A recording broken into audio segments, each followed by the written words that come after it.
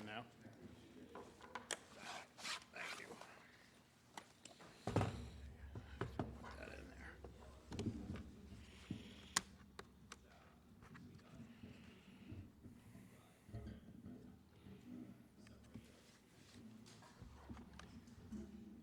Somewhere there.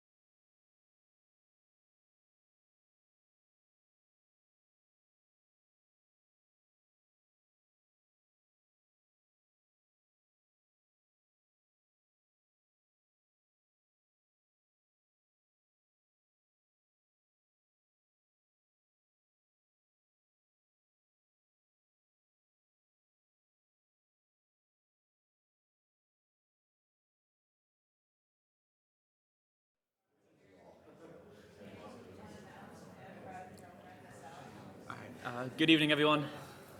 I think we can get started. It's 7:04. Welcome. This is the Committee on Economic Development and Planning. My name is Ken Woodland. I'm the chair. To my left is Councilor Lisa Feltner, who is the vice chair. And to my right is Councilor Vincent Picciarelli, who's the secretary. We have a referral this evening to consider a request from NSAJO Holdings, who is currently approved for operation of a registered marijuana dispensary at 23 Elm Street to operate as an adult-use marijuana establishment at the same location. So I guess the way I'm thinking about running this is giving some quick history, background on this issue, what that referral means, why we're here, then kicking it over to Steve to fill in the blanks for anything I miss, and then having Natural Selections come up and give the presentation that's on the screen. I think after that we can come back to the council for more process-oriented questions and then go from there. So I guess a quick way of background, the town council approved Natural Selections for a medicinal marijuana dispensary, I think in March of 2017 or around that time frame. As part of that approval process, the community and Natural Selections entered into a community host agreement. A part of that host agreement, Section 8, had a provision which stated that should Natural Selections seek recreational marijuana consideration, then they would come back to the council for approval. And part of that approval would also include a potential renegotiation of the community host agreement. I guess as an additional way of background, if folks don't know, communities need to have a community host agreement with dispensaries in order for the dispensary to move forward to the CCC for approval. So that's kind of why we're here. That's the situation we're in. We had a medical marijuana dispensary approved, and now that medical is also seeking to sell recreational. I think that's where I kick it over to Steve to fill in the blanks. No, I think that's pretty good, and also the applicant in this case has a pretty good timeline as part of their presentation, so I won't delve into that kind of history so much.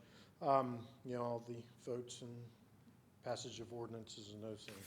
As you said, there was one application approved here in town for 23 Elm Street for a medical or medicinal marijuana operation. The council issued, which was required for a medical operation, to have a letter of non-opposition. We entered into a host community agreement, approved a letter of non-opposition, and the application then went through the special permit process and was approved by the Zoning Board of Appeals. They have made improvements to the physical structure but have not operated, which I think is one of the topics for conversation, and I know the applicant will speak to that. Just a couple other real quick points. While we've had a lot of interest in town and a lot of operators or prospective operators have come and talked with us, no other applicants have actually formally submitted an application. A lot of conversation, but no formal applications other than this one at this point. As you know, our ordinance limits operations in town to no more than 3, which is tied to the number of liquor establishments in town. So one other point that I do want to make is, between the state regulations and our ordinances, the things that are actually required associated with this application. So the request or action that's required by the town is to do a couple things. The applicant has to have a community meeting and conduct that. I would suspect that the council would want to have that conducted prior to taking your action, but that's certainly up to us. It could be anywhere in the process. The other thing that they need to do is obviously, well, maybe not obviously, enter into a host community agreement for the adult use facility. So the action for the council to consider is negotiating and entering into that host community agreement. And then assuming that they get through that and the state approval process, they still need to come back to the town and go through the Zoning Board of Appeals for a special permit approval. So those are really the three things in my mind are important. You need to have a community meeting, need to negotiate a host community agreement, and need to go through the special permit process. Sorry, is the community meeting part of the zoning process or Part of the ordinance? State Oh, a requirement. state requirement, okay. Now, again, for our purposes in our ordinance, there are community meetings are required as well, but the state does require a community meeting. So with that, I'll certainly turn it over to the applicant, let them make a presentation, and happy to have further conversation and answer any questions or give direction. Be great, thank you. Thank you, Steve, and good evening, members of the committee. Thank you for having me back. My name is Mike Ross. I'm an attorney for the team. Let me just tell you who's here. You all know Aidan O'Donovan, the CEO of NSAJO Holdings, Inc., and Aidan was before you 2 years ago, essentially, or even before that, and culminating in 2 years when we were here when we got our approval. But there are a couple, and then on the other side is Dan Linsky. Dan Linsky was also here. He's our head of security, former Boston chief of police. So those are the two familiar faces. In the middle, we have Tyler Vines, who is the head of retail. She worked with Aidan and with Brandon in Colorado and is now relocating East Coast and moved here already. Moved here, and she's now, apparently she was a superstar out there, and so she made the move. She's going to be our head of retail. And then there's Brandon Banks. Brandon is actually the co-founder of Natural Selections Colorado with Aidan. They've been in the industry for a long time, and they've been friends for a long time. And now Brandon is also coming out here to work on the Massachusetts effort. I have a brief presentation for you. I also made a few copies. And apparently I have to operate the machine from over there. So if that's okay, I'll just shift. And then, my client and his team will kind of come up intermittently, if that's okay. Perfect. Okay.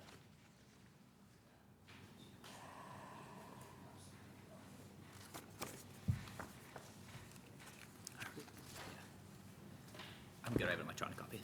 Yeah. Very good. That's the one you emailed, right? Yeah. Good. Okay. Yeah, that's the one. There might be an update on that.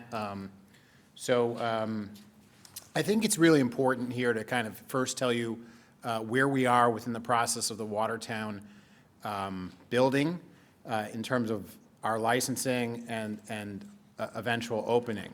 And what we've been doing these last 2 years is a fair question. So I would like to walk you through that. We break that timeline into 3 phases: state and local licensing and permitting, finance, design, and construction, and then finally final approvals and opening. And it's a bear of a process. I'm just going to hit this quick. Basically, we started this whole thing back in 2015 when we applied with the state. At the time, it was the DPH. And then from there, we submitted our various phases, our management operations profile, and then we had to go and find a site. We liked the Watertown site on Elm Street. We started having preliminary meetings with counselors, stakeholders. We went before the council, and that process we just talked about was basically from August 2016 to July 2017, where we started having these conversations.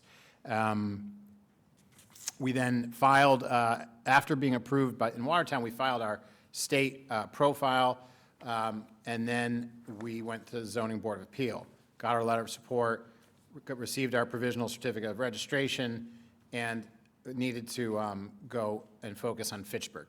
It's really important here to gather this point, which is the main point here, which is why Fitchburg was so important. We cannot, even today, open until Fitchburg is operational, until there's the first plant in Fitchburg. That rule is actually now, we're appealing, and there's talk of that rule being changed at the state level, but that's a state level rule. So the bigger lift, rather than just putting the money we need into to do a retailer, is to do this cultivation site. I mean, we're easily in millions of dollars to do that. There's a capital raise involved in that, and there's just a lot of complexities engineering-wise, getting that up and running. And so that has to be done before we can open here to sell medical according to DPH, and still, it's according to CCC, the rules that are in place. So this phase 2, getting financing, getting into construction, a lot of this has to do with Fitchburg, and there was a lot of effort to try to, I'm not going to belabor it, but there was a lot of effort to try to get, you have to be open, you have to get an approval before you technically start development, but this was right during the time when the DPH was transitioning to the CCC control of medical, and so it was very hard to get the attention of state regulators to say, hey, come look at our designs, come look at our building and our walkthrough. And so what we did, what a lot of people in this space have done, is they essentially built at risk and are waiting for approvals. And so, you know, we waited and waited, but at some point we said, look, we have to get under construction, and that's what we did. And that's basically what these sets of dates do. And getting us even into, you know, after we kind of get through the end of 2018, we're now focusing on Watertown to time it so that when Watertown opens, we're at least close to when Fitchburg opens. And so this is the last slide. So we begin our construction process in Watertown in December of 2018, and then you see this begin waiver request. What's that waiver? Well, as soon as we learned that the CCC would entertain a waiver of allowing us to open in Watertown prior to the cultivation opening in Fitchburg, we began asking them to give us that waiver. And we've been asking them pretty consistently, pretty regularly, to get that waiver. We still have not received the waiver, but we have been allowed to file a waiver. And we're continuing to pursue that waiver so that we might be able to open prior to Fitchburg, open for medical prior to Fitchburg opening. However, in the event we cannot do that, Fitchburg will be complete in October. The final license to open would be between November and December, and we would hope to open our doors in January for medical, unless we can open earlier. Yes? I'm sorry, could you just quickly state that again? You asked for a waiver when, and you're hoping by October? We began requesting a waiver in early 2019, February of 2019, and have been regularly checking in with the CCC to obtain the waiver. We've been allowed to file the actual application for waiver because the CCC released a form allowing you to do so in June. We had heard that the CCC was going to allow it. It just took from January to June for them to actually create these forms where you can make these applications. So we were trying to kind of get in the queue. We are in the queue. We have the application in, and we're hoping they approve us. And if they approve us, we're pretty ready to open. And Aiden can talk a little bit more about that. But if they don't approve us for waiver, for whatever reason, we're looking at probably January 2020 to open our doors for medical. Thank you. So that's kind of what we've been up to these last 2 years, and Aiden can speak to it a lot better than I can. Just a quick kind of refresher of where Massachusetts is right now with regard to cannabis. There are 3,500 applications in right now to the CCC. 435 of them are actually considered complete applications, you know, real applications, you could call them perhaps. Of those 435, 172 are retail. Since November 2018, total gross sales in Massachusetts has been 176 million. And I just had as a gauge here, current HCAs approved in Boston, host community agreements in Boston right now are up to 11. This slide here might be more practical for your purposes. Watertown is the middle right there, 3. You know, assuming you approve 3 licenses, for cannabis licenses, these are the surrounding towns. So just clockwise, starting at 12 o'clock. Belmont has approved 2, or so these are each regime is a little bit different, but I'm trying to give you a sense of when fully built out, the number of dispensaries that will be surrounding Watertown is as follows. So 2 in Belmont, 12 in Cambridge, 12 in Somerville, 8 in Cambridge. 52 is Boston. There are, you know, over 200 liquor stores in Boston, so 52 is Boston. 5 in Brookline, 8 in Newton, and 4 in Waltham. So you will ultimately be surrounded by a lot of competition, but right now, if you were to look at those actual numbers, let me see if I can do this. I think 3 in Cambridge, 3 in Somerville, 2 in Boston, 1 in Brookline, 1 in Newton, and I can't remember how many in Waltham, if any. 0, right? Yeah, none, yeah, none. So, and those are actually medical. If you were to look at what's open now for adult use, I think it's just 1 in Brookline and 1 in Newton. Right, okay. So that's kind of the landscape around you right now.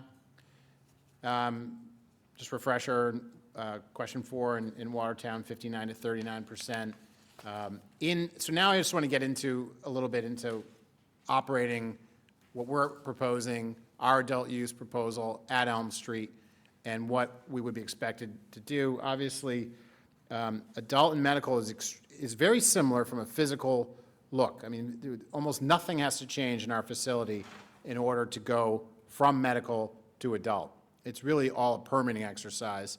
That being said, there are many differences in how we can handle, how we have to handle ourselves. The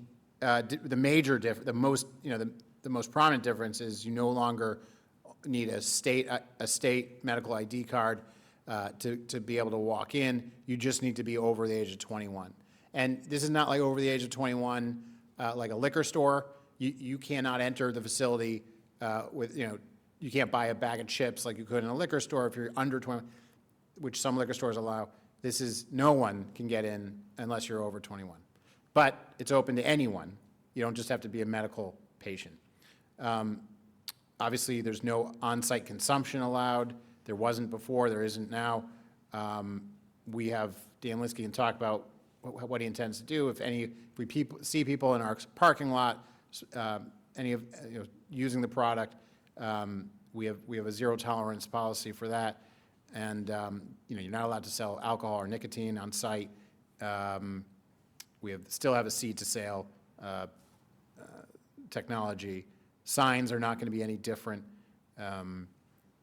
Everything that we talked about 2 years ago is the same signage. And there are greater restrictions actually on the sale. You have only 1 ounce of the actual leaf of the flower or 5 grams of concentrate per transaction. This is the facility. It's the same set of plans that we showed you 2 years ago.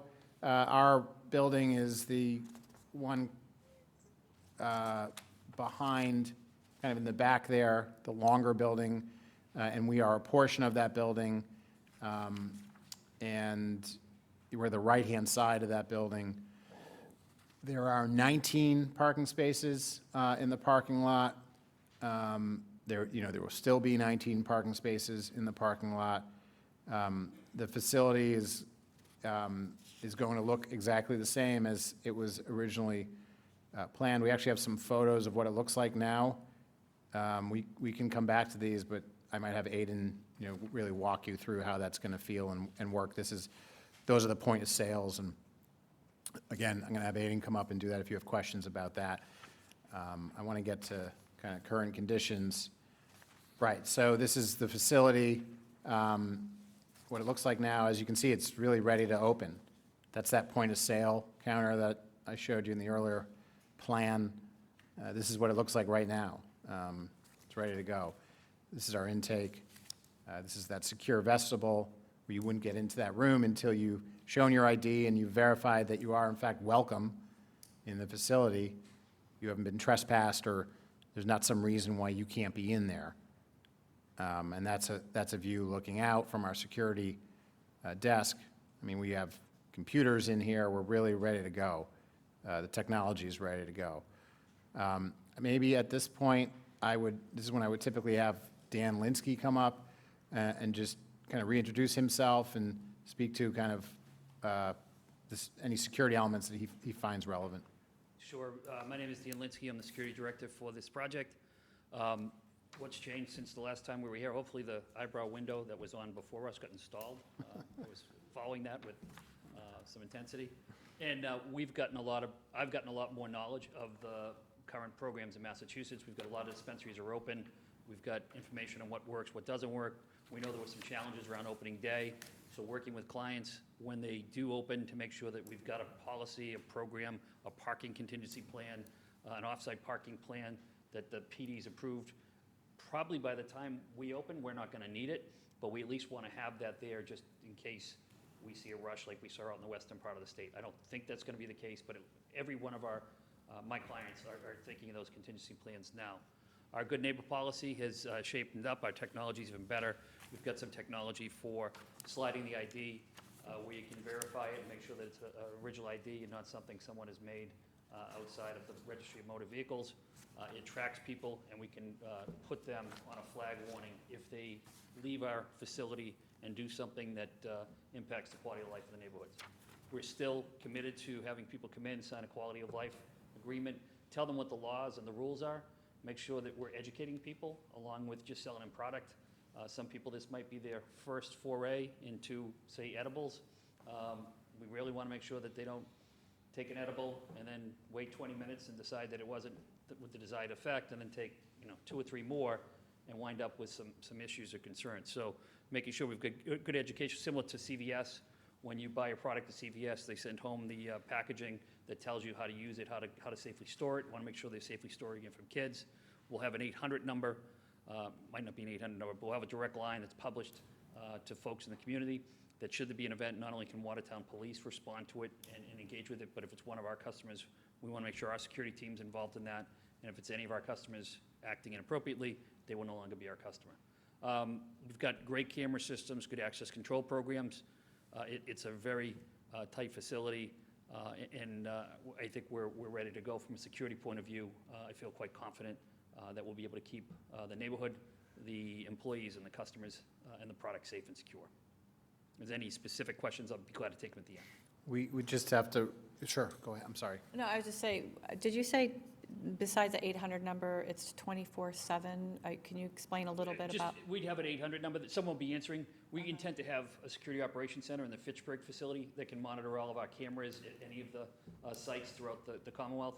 And someone will be 24 hours a day able to monitor that line. If it's a Watertown resident, if it's a resident from our facility in Dorchester, any complaints, hey, someone's hanging out, or we saw this guy, he dropped a product on the ground, it's got your packaging. We're looking for the track numbers to who bought it, what time, making sure the law enforcement gets that information in a very timely fashion. Okay, so it's from a security standpoint, not a medical health No, security, problem. We wouldn't be, no, yeah, let me just be clear. Because you just quickly said there would be a sheet about quality of life and how to use, so. We want to provide information on smart, what you can actually carry, how you have to carry it in your vehicle, whether it's going to be locked in a trunk or locked in your glove box. Some people don't even know that. Some people think that they can, go to one dispensary, go to another dispensary and pick up 4 and 5 packages. That's not allowed by the state law. We want to make sure people are educated, not get themselves in trouble. There's also some challenges with people who are temporary residents of the U.S. Because there's a federal law violation. We want to make sure they're educated that the fact that if they make a decision to utilize this product and they're found with it, it could impact their immigration status. So just educating people on how to use this and what the law is, that it's not just a free-for-all. There are laws that have to be followed, and there's good practices for keeping yourself on the good side of law and regulation. The medical is just information for them as far as how to use the product. Ours would be a security line or a quality of life line. Hey, somebody's down the park that just left out of your facility and they're using this stuff in front of kids. What can you do about it? We'll make sure we work to make sure they no longer come in the facility. And I just have a couple, I think, one last slide here, 2 slides. This is just what our proposed timeline is for opening if we are successful here. And I think I don't think I said it, but I think the chair said it. We didn't even expect to necessarily be here. We were content to just be medical, if, as we said, that we would in the event that Watertown is, we didn't necessarily think you were going to go forward with an adult use regime. But upon doing so, we certainly do want to be considered for the appropriate licensing. And so as you're licensed or as you're approved RMD, we wanted to come before you and start that process. We recognize you're still working out some of those things, but we just wanted to get in front of you and kind of start the ball rolling.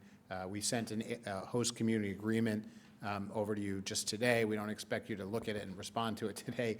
We wanted to get that into your inboxes and get in a place where you can review that as well. But if we're successful, ultimately, the idea would be that we would then have some sort of, well, you would have to, actually adopt your own regulations. We would continue to outreach to you, to your colleagues, to members of the community. I have that, okay, I'm sorry, I'm catching up with myself here. You adopted the zoning piece in late 2018. We have done some initial outreach. We would submit for our host community agreement, which we did. We actually sent some of these giant packets here on April 16th, 2019. I have a couple extra if you'd like to see them, but it basically put our proposal into writing, something you could dig into. And then today is that yellow dot where we're meeting with you. The local permitting, we just kind of penciled in, I don't know, July to September. And then if successful, and then somewhere in there, by the way, is the community meeting that we would have to have, a new community meeting that Steve Magoon talked about. And then there's a provisional licensure now with the CCC. So that is the whole state process, which frankly is taking several months more, really. And then there'd be some sort of final inspection through that state process, and then opening our doors in March of 2020 if everything went well. Again, it's not a construction-heavy process, it's a permitting-heavy process. And there'd be additional community benefits. Obviously, the volume would be stronger than what we're anticipating if it was just medical. Medical has really slowed in recent months and years because the cost of renewing one's license, the need to really be limited in your choices. There are some people in different career paths that don't want to apply for that license. So what happens in these other states and what's happening here in Massachusetts is you're starting to see attrition from medical to adult use. So we would anticipate that the activity would be would be stronger with adult use. And that, of course, comes back to this community in the form of the host community agreement, 6% of revenue, 3% of revenue, 3% of taxes. And then it comes back in terms of Aiden and his team being a good neighbor. So that's really our presentation, and I think maybe appropriate to have Aiden on the microphone, and if any of us can answer any questions, we'd be happy to do so. Yeah, I want to just solidify and clarify a few of the points here. I mean, primarily going back to the beginning, if you will, Mike, with regard to the timeline. That's one of the things that seems like it might be a little bit irrelevant, but it's important for me to focus on, mainly because, we've been sort of, I've had a few people reach out to me and kind of make accusations that, oh, you've got this medical permit, you guys have been sitting on it for 2 years. And we will go on record, we can produce all of the emails, calls, everything that we've been trying to do. In our experience prior, it had always been the municipal processes that took the longest, and here it took about 11 months. It was from August of 2016 to July of 2017. And I think, in my previous experience, I thought, okay, we'll have building permits 90 days later, we'll have our cultivation built out. And I mean, for most of 2018, we're just calling these regulators, emailing, trying to get inspections, trying to get walkthroughs in order to check the next box, as are a ton of other, as were and are a ton of other operators, one of whom in this room probably had a pretty similar experience. And I know it looks like I've grown my hair out, but it's because I was pulling my hair out during that entire time. Really just trying to do everything we can and burning a lot of money in the process. As Mike said, I don't think that we thought that there would be much movement on the adult use side here, at least for a handful of years out. And then we heard that there was, so we said, okay, well, we're gonna, we want to try to make sure if they are going to be issuing licenses that we would be in line for one. But I just want to reiterate and make it abundantly clear that there's no real gap in our timeline. At no point were we saying, well, let's just wait it out and see what happens. We have been vehemently trying to check all the boxes for the CCC. It used to be the DPH, then they became the CCC, and it has just been a total chaos down there. I mean, I won't be the only operator to tell you this story, that the kind of level of bureaucracy that we're seeing on the state level is a little bit, you know, I don't want to stand up here and talk trash for too much longer, but you get the point. And then secondly, you know, with regards to that final timeline, just, this was kind of the best case scenario in retrospect. I don't know why we put the best case scenario on our timeline for opening, but realistically, I mean, this if you go back, Mike, to that second to last slide, has the local permitting process finishing up in September. I mean, we're into late July. I think it's probably, and you guys are on a summer session, I think it's probably unlikely that we've gone through HCA, Planning Board, ZBA, and community outreach meetings and all of that before the end of September. It'd be wonderful if we did, but I highly, highly doubt it. So this whole process is, and then the provisional licensing being November and December, that's probably closer to 90 days based on what we're seeing right now, as well as the final inspection. So that March 2020 date, in all likelihood, is going to be 6 months later. I learned my lesson last time. I kind of got burned, if you will, by over-promising on timelines, not just with reporters, but also with investors. You know, where, you know, when we were in here last, it was, hey, you know, you know, if we approve you tonight, how long do you think you get open? I would say 7, 8 months is realistic, and then here we are 2 years later, and our doors still aren't open. We are fully built out. We're badgering them for this waiver, which comes along with an inspection, and it could be next week. We could open medical next week. It might be another 60 days. It might be longer. We don't know, and it's frustrating, but, you know, we just got to keep powering through. So where I'm going with that is that the date being pushed out, I think, you know, makes a difference for a handful of reasons, primarily in terms of expected volume. I think there's a big sort of, it's not a misunderstanding because it's a truth that's happening right now that we're seeing in places like Leicester and particularly in Brookline, where these adult use stores open and they're, you know, it's an absolute zoo. I mean, it's you know, there's parking issues. They're seeing 700, 800 customers a day, and people kind of get in their heads that, well, that's what an adult use cannabis dispensary looks like. The only reason that's actually the case is because there's one adult use cannabis dispensary serving the entire metro Boston area, and that's why the slide that Mike had pulled up before, which is about 3 back, is a really important piece of the puzzle here. When we came before you a couple of years ago, even for just the medical dispensary, we were anticipating about 300 customers a day, and that's because at the time, the medical patient count was climbing rapidly. We thought that we would be the only one here. There was one in Newton, one in Cambridge, one in Brookline. And that was, and the conventional kind of industry wisdom at the time thought that those numbers would continue to be the case for the foreseeable, you know, years to come. So we were anticipating being about 1 of 4 operators in the immediate Metro West for the entire medical market, and we thought we'd do about 300 customers a day. Now, ultimately, when the market fully matures, like Mike said, Belmont is in their ordinance to issue 2 licenses. You got 12 and 8 in Cambridge and Somerville, 52 in Boston. Newton has 8. They've already issued 4 of the licenses. Waltham has, I think, just voted on their ordinance. I mean, I keep up with all these places, but I don't know exactly what the Waltham one says, but it's 4, and it's supposed to be going into effect soon. So, you know, we're talking about being one of, you know, damn near 100 in the immediate Metro West. So yes, we'll be serving an adult use population. There's more market capture there from, you know, to use business parlance.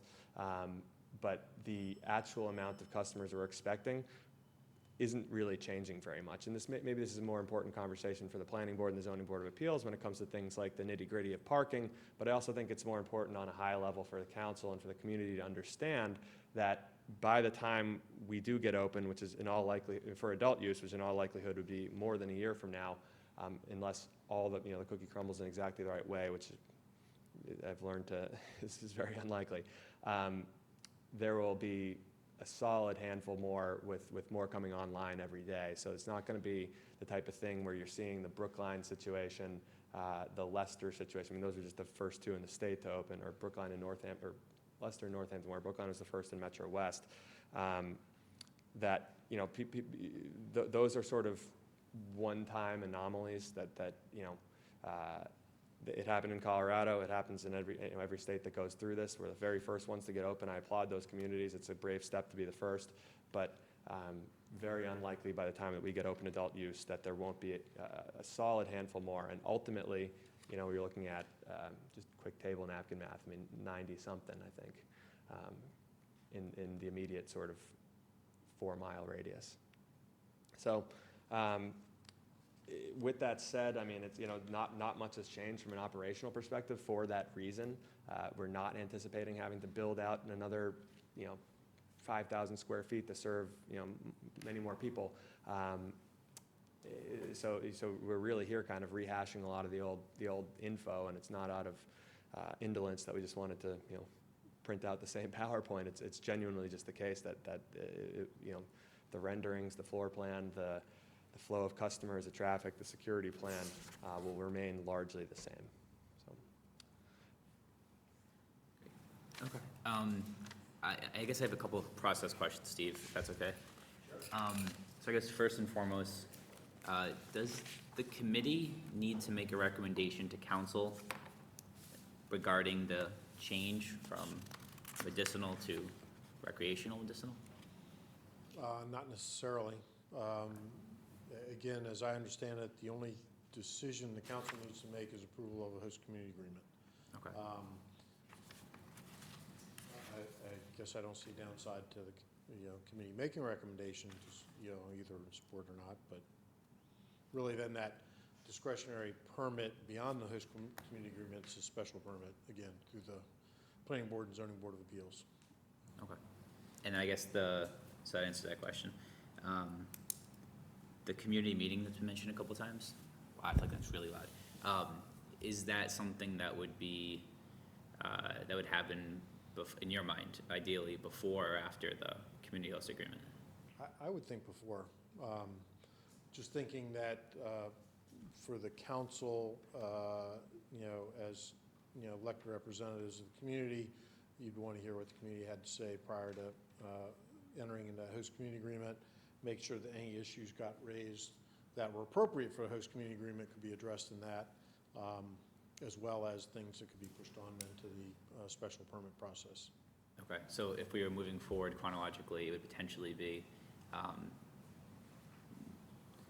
it doesn't look like we'd be able to move forward with much tonight, but it would be, Natural Selections would have a community meeting. Following that community meeting, or during that same time, we'd ask them to work with town council on coming up with a draft to the host community agreement. And then so after that's drafted and after the community meeting happens, this committee again would form, and we'd be presented with the details of the host community agreement, and then we'd make a recommendation from here to council. Yep. And then let's say council had a favorable view and everything went peachy, then afterwards the zoning process would start. Okay, I'm sure I had that right. Okay, great. Thank you for all the boring stuff, everyone.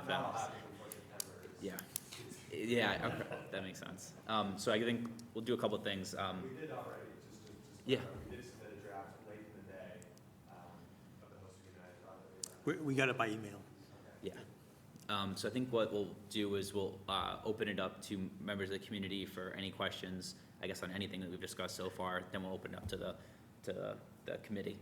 So I ask if anyone's have any questions or anything, just make sure you go to the mic and you say your name, where you live in town, so we have it for the record. And if anyone hasn't signed in. Oh, yes, and if anyone hasn't signed in, please sign in. It's it's on the little table thing there. Okay, so does anyone have any questions, concerns, queries, preponderances? Yes.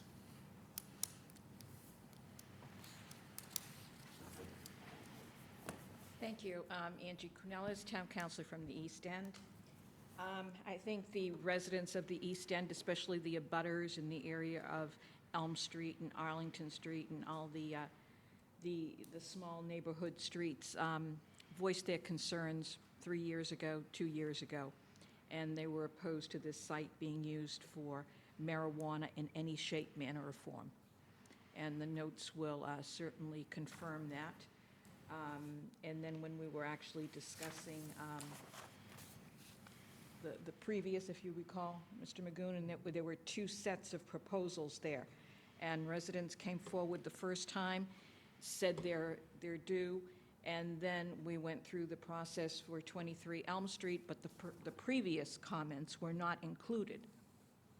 And I can certainly supply that information again.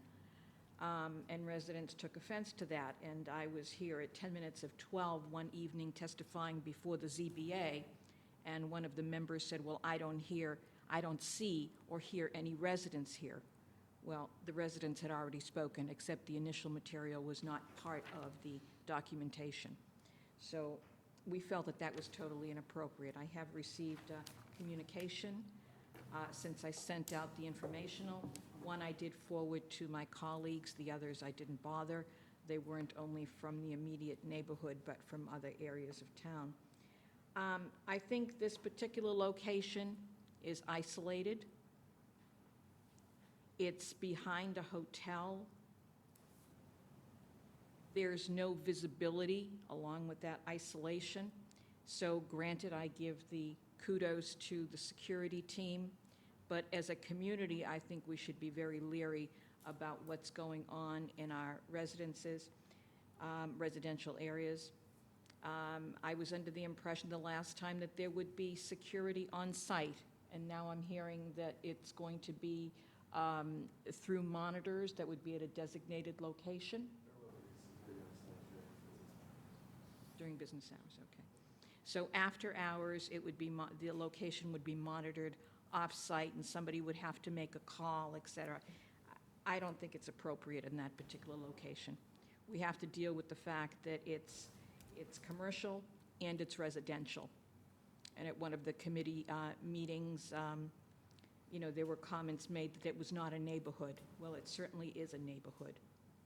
And it doesn't mean that just because a residential home is not immediately abutting it, doesn't mean that it's not a neighborhood. It's somebody's home in that particular area, whether it be a 100-foot radius or a 500-foot radius. It still is someone's home. Whether it's abutting a garage or whether it's abutting the mall, it's still someone's home. And it's our responsibility as town councilors to make sure that everyone has quality of life in these little nooks and crannies. Not everyone resides in what my dear departed friend John Bartley would have said, in the lace curtain section. It's the east end of Watertown. It's a very diverse area, and we need to respect the people who are there. I would not support this proposal. Thank you. Does anyone else wish to? Yes. I grew up in Watertown, and I guess I would just urge you and your constituents to maybe look into what other states have, because I've been in a bunch of different states and there's never really danger involved that I've seen.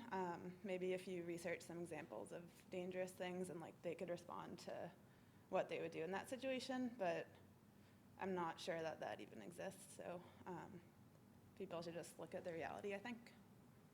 Thank you. Yeah, this mic's definitely way too loud. Does anyone else wish to be heard in this matter? Okay.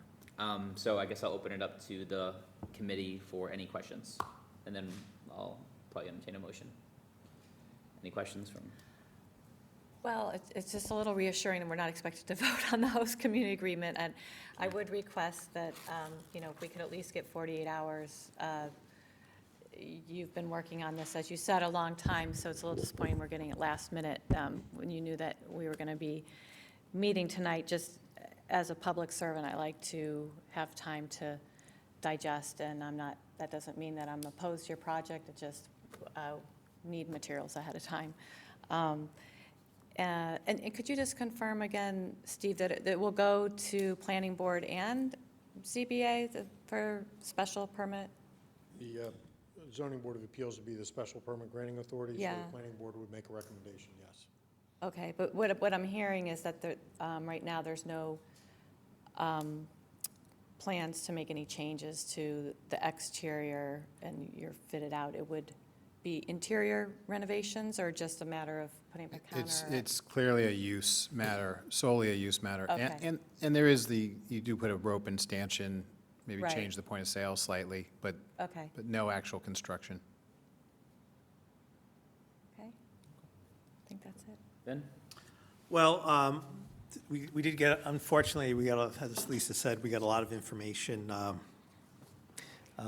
yesterday and today at the last minute, and just started going through a lot of it. So it is, we are not going to be making a decision on this tonight, and there's still a lot of work to do. So just, generally speaking, so we did in November change the zoning ordinance to allow up to 3 adult-use marijuana facilities in certain zoning districts in Watertown. And this is one of the zoning districts which it is allowed. And the existing host agreement, while it did say,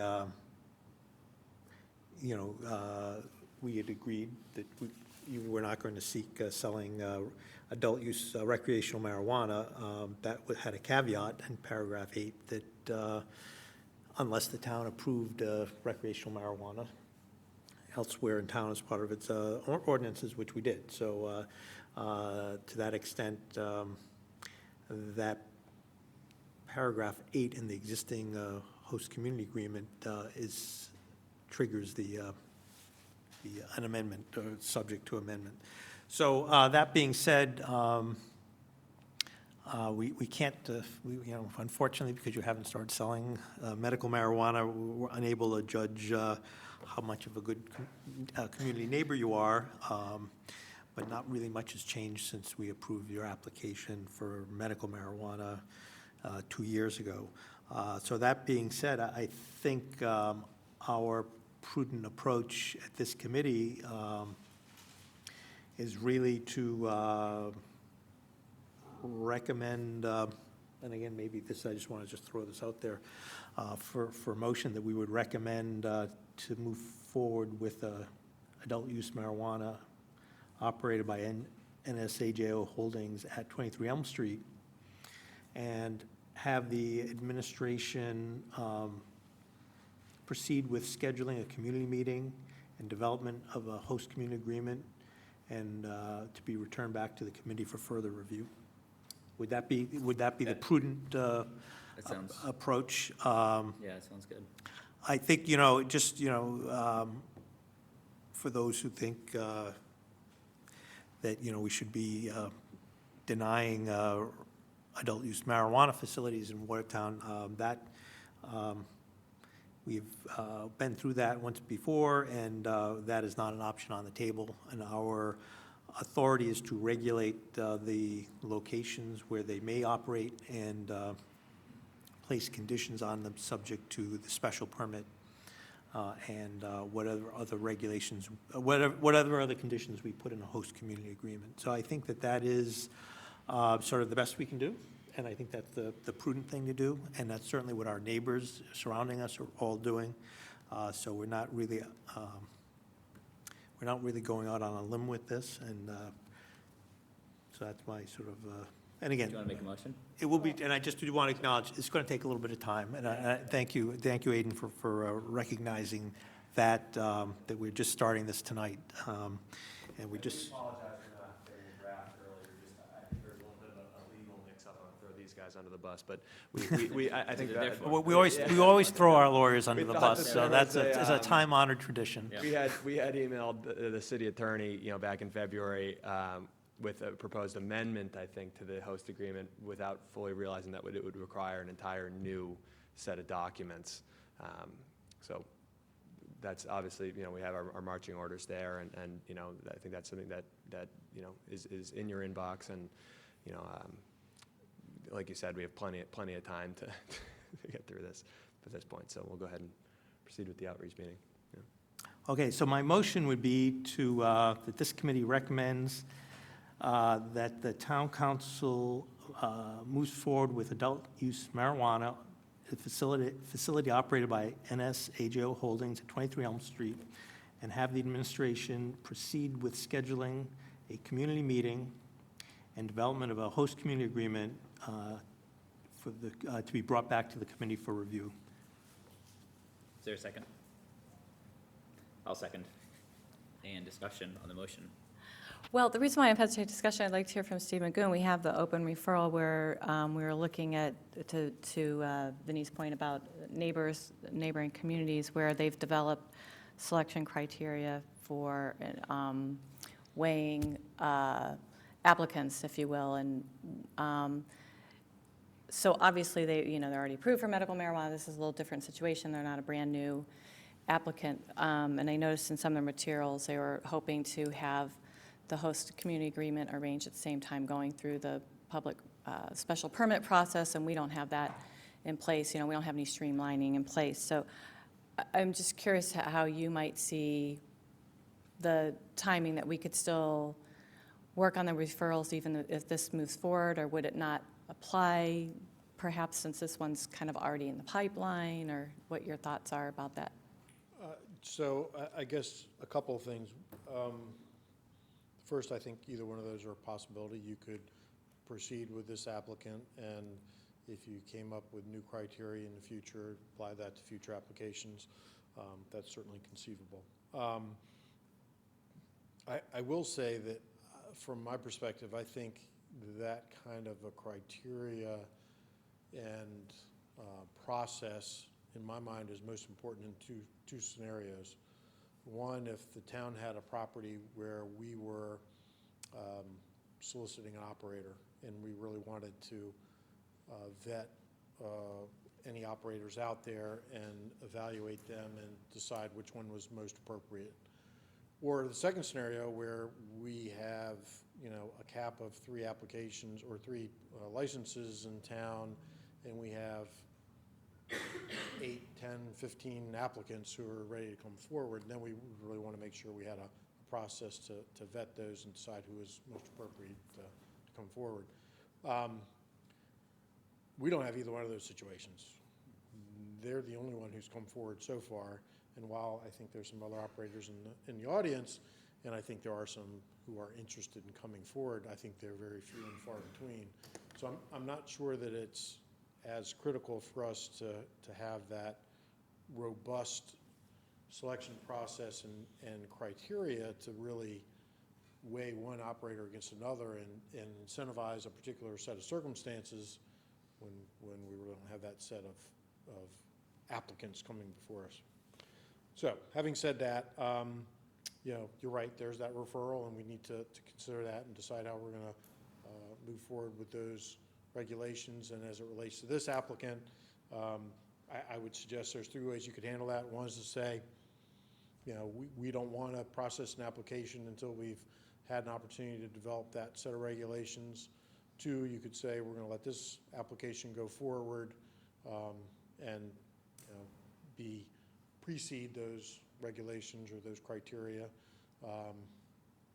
And then obviously, third is those criteria may not apply to or may not become something that would apply to these types of applications. So there's certainly those options before you. So just finally, when you say that we've had a number of people come forward, is it more just a general, you said there have been a number of applications, just a general ask, or how do I apply, or general inquiries, but you didn't feel that they were serious, or?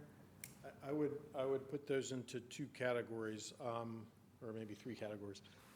A lot of people who come through the door and say, gosh, we've heard about this marijuana thing, and we think it would be neat to open a store. How do we do that in Watertown? And as you have a conversation with those people, it becomes clear that they don't know the rules and regulations. They don't have the financial backing to make that happen. They haven't, gotten to the point of being a serious applicant. Second category, I would say, are people who are serious applicants and understand the industry, and they come to talk to us about the process. And as we describe it, one of the first things we ask them to do is find a site, and then we'll sit down and meet with them and talk in more detail about the process. And I would say the vast majority of them have failed to find a site. And then the third category, I'd say, are those who have found a site and come forward and want to discuss the process to move forward.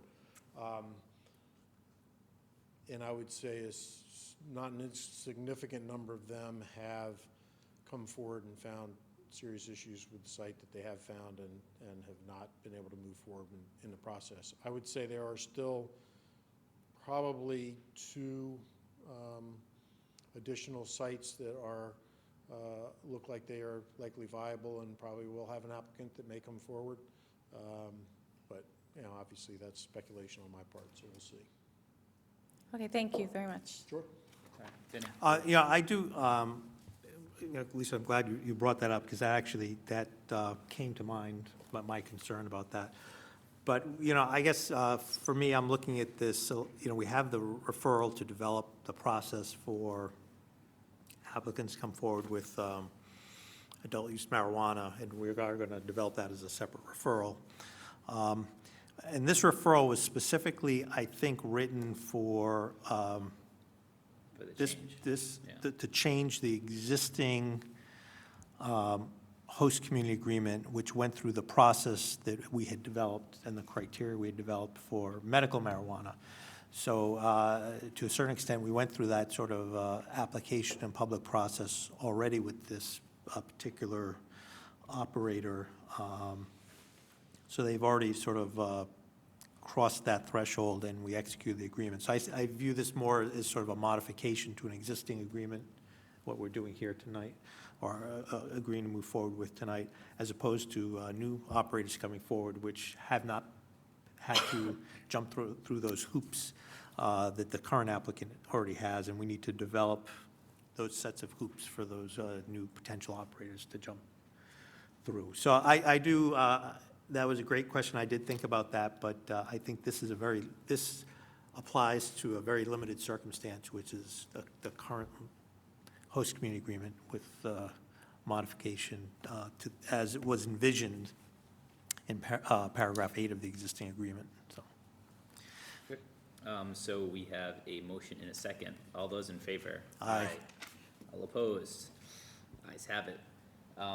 The only other thing I'm gonna note here is that I'd like the committee to stay after so we can find a date. I'm thinking the end of September.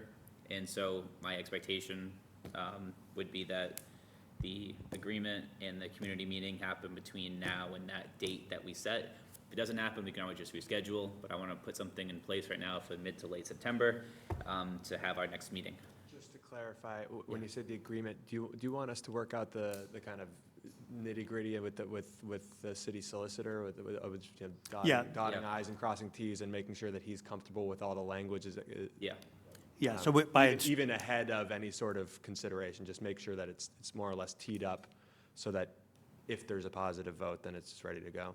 We can absolutely host a community meeting before then, but I just want to make sure that the instructions are clear. so we, Yeah. just so you know, so our next council meeting is August 13th. So, you know, we will be asking the town council to ask the administration, which includes the town attorney, to move forward with the scheduling of the meeting and the town attorney meeting with your attorney to sort of begin hammering out the details. You know, that's our role here is advisory to the full council, and the full council is the only one who can actually instruct the administration to do that.